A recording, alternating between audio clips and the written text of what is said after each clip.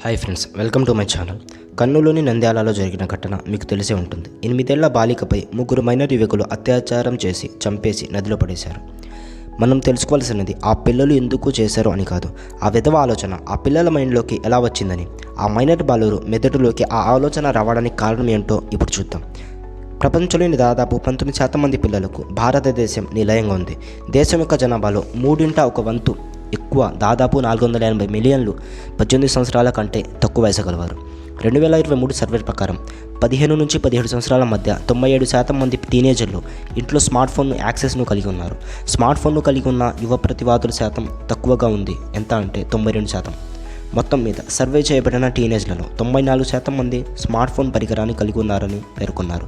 కొన్ని అధ్యయనాలలో ముఖ్యంగా యుక్త వయసు ప్రారంభంలో 12 నుండి 15 సంవత్సరాల వయసులో రోజుకు 3 గంటల కంటే ఎక్కువ సమయం ప్రతికూల మానసిక ఆరోగ్య ఫలితాలతో ముడిపడి ఉంటుంది అని మానసిక ఆరోగ్య సంస్థ చెప్పింది. చాలామంది నిపుణులు మీ పిల్లలకు కనీసం 13 సంవత్సరాల లేదా 8వ తరగతి వరకు స్మార్ట్ ఫోన్ ఇవ్వడానికి వేచి ఉండాలని సూచిస్తున్నారు. ఫోన్కి అనువైన వయసు ఏది? మీ పిల్లలు 10 నుండి 14 సంవత్సరాల వరకు లేదా మిడిల్ స్కూల్ సమయంలో ఎప్పుడైనా స్మార్ట్ ఫోన్ కోసం సిద్ధంగా ఉండొచ్చు. 6వ తరగతి విద్యార్థులు సాధారణంగా 10 నుండి 14 సంవత్సరాల వయసు గల పిల్లలు ఫోన్ లేదా స్మార్ట్ వాచ్ గురించి చర్చించడం ప్రారంభించడానికి మంచి వయసు. మన పిల్లలు ఫోన్ని ఎక్కువగా వాడడానికి కారణం ఎవరు? సాధారణంగా చాలామంది ఇళ్లలో ఇప్పుడు 1 కంటే ఎక్కువ స్మార్ట్ ఫోన్లు ఉన్నాయి. అదేవిధంగా టీవీ అనేది ప్రతి ఇంట్లో సాధారణం అయిపోయింది. అన్నం లేకుండా కానీ ఉంటున్నాం, కానీ టీవీ స్మార్ట్ ఫోన్ లేకుండా ఉండగలగడం లేదు. పెద్దల పరిస్థితి ఈ విధంగా ఉంటాయి, మరి పిల్లల పరిస్థితి ఏంటి? ఒక వ్యక్తి ఎక్కువ కాలం పాటు ఫోన్ వాడడం వల్ల బ్రెయిన్లో ఉన్న డోపామిన్ రసాయనం అనేది విడుదలవుతుంది. దీనివల్ల మానసికంగా చాలా ఆనందం కలుగుతుంది.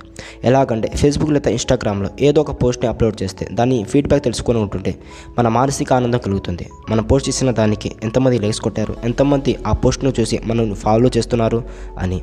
పిల్లల విషయంలో కూడా సేమ్ ఇలాగే జరుగుతుంది. వాళ్ళు ఏదైనా చూస్తే అది నచ్చితే దానిని 100 సార్లు చూడడానికైనా దానిలా అనుకరించడానికైనా ఇష్టపడతారు. ఒక సినిమాలో తనకు నచ్చిన హీరో ఎలాంటి బట్టలు వేసుకున్నాడు, ఎలాంటి స్టెప్పులు వేశాడు అనేది చూసి నేను కూడా అలాంటివి బట్టలు వేసుకోవాలి, అలాంటి స్టెప్పులు వేయాలని అనుకుంటారు. ఇక్కడ జరిగింది కూడా ఇదే. పిల్లలకి ఫోన్ను ఎక్కువగా ఇవ్వడం వల్ల, ఫోన్లలో వచ్చే మంచి కన్నా చెడుని ఎక్కువగా చూడడం వల్ల మానసికంగా చెడుని అంకితం చేసుకుని వాళ్ళ నిజ జీవితంలో దానిని అప్లై చేశారు. దానివల్ల ఒక మైనర్ బాలిక ప్రాణాలు గాలిలో కలిసిపోయింది.